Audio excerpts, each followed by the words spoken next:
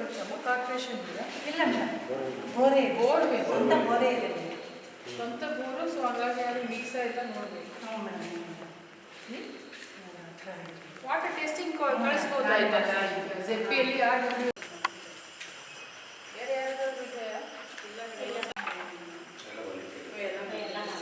ಅಷ್ಟು ಜನ ಕಷ್ಟೇ ಸರ್. ನೀರು ಎಲ್ಲಿಂದ ಬರುತ್ತೆ ಸೋರ್ಸು ಗೊತ್ತಿಲ್ಲ.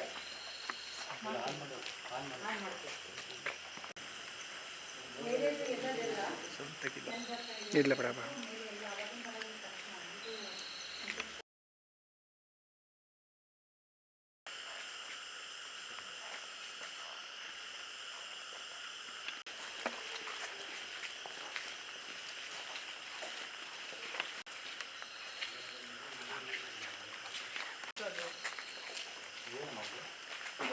ಸರ್ ಅದು ಡ್ರೈನೇಜಿಂದ ಫಸ್ಟಿಂದನೇ ಅದು ಓಪನ್ ಇತ್ತು ಸರ್. ಮೊನ್ನೆ ಬೇರೆ ಸ್ವಲ್ಪ ಹಾಕ್ಸಿದ್ದೀನಿ ಮೇಡಮ್ ಮಣ್ಣು.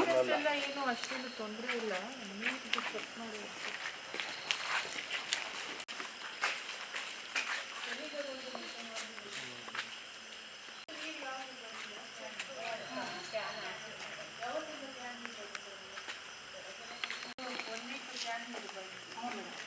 ಇದರೊಳಗೆ ತಾವು ಚೆಕ್ ಮಾಡಿ ಬೋರ್ವೆಲ್ ನೀರು ಉಪಯೋಗಿಸ್ಕೊಳ್ಳುವಂಥ ಟ್ಯಾಂಕರಲ್ಲಿ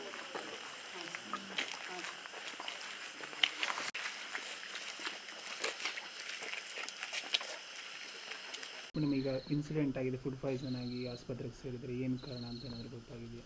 ನಮ್ಮದು ರಿಂಗ್ ರೋಡಲ್ಲಿ ಟ್ರೈಬಲ್ ವೆಲ್ಫೇರ್ ಹಾಸ್ಟೆಲಲ್ಲಿ ಇವತ್ತು ಸುಮಾರು ಒಂದು 9 ಗಂಟೆಗೆ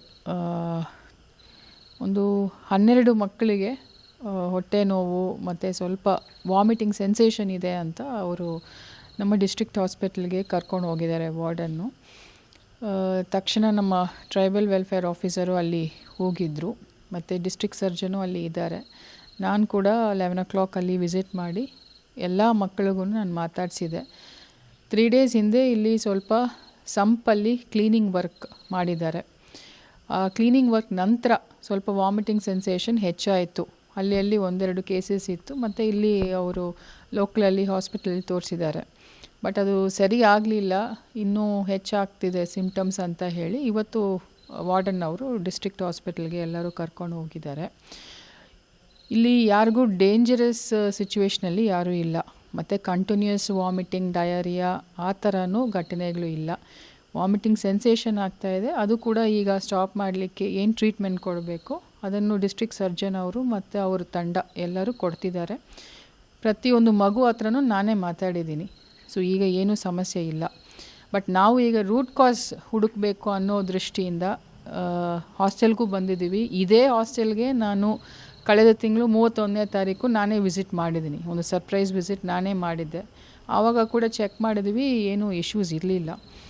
ಇವತ್ತು ನಾನು ಕಿಚನ್ ನೋಡಿದ್ದೆ, ಕಿಚನ್ ಕ್ಲೆನ್ಲಿನೆಸ್ ಎಲ್ಲ ಚೆನ್ನಾಗಿದೆ. ಸೊ ಅದರಲ್ಲಿ ಏನು ಕಿಚನಿಂದ ಫುಡ್ ಪ್ರಿಪ್ರೇಷನಿಂದ ಏನೂ ಆಗಿದೆ ಅಂತ ನನಗೆ ಅನುಮಾನ ಇಲ್ಲ.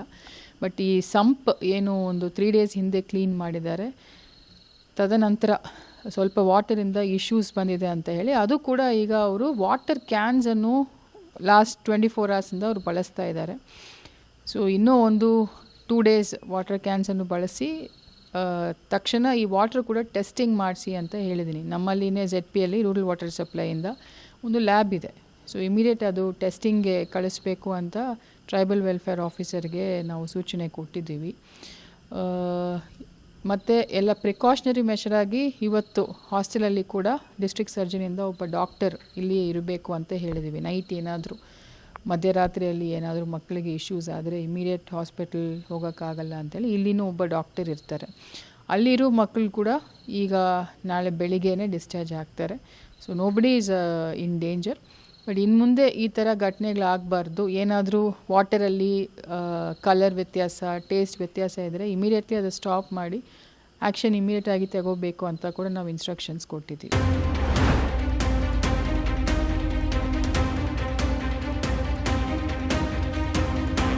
ಅದೇ problem. Please check it immediately. Somewhere mixing is happening.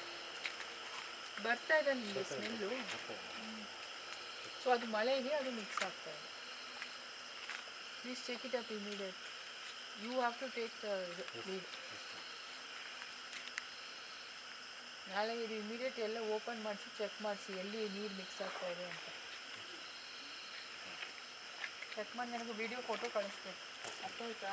ನಾನು ಬರ್ತೀನಿ ನಾನು.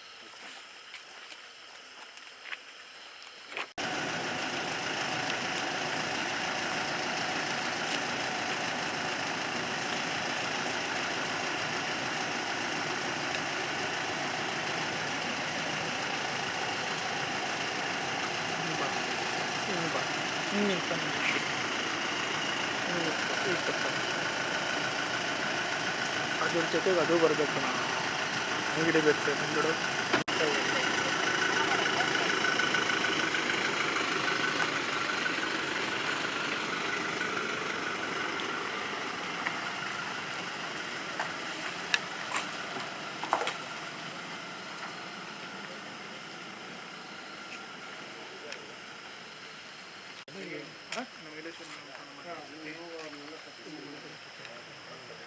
ಆಂಬುಲೆನ್ಸ್ ಬರುತ್ತೆ, ಡಾಕ್ಟ್ರು ಬರ್ತಾರೆ. ನೀವು ಅವ್ರು ಕರ್ಕೊಂಬಂದ್ಬಿಡ್ರಿ, ಒಬ್ರು ನೀವು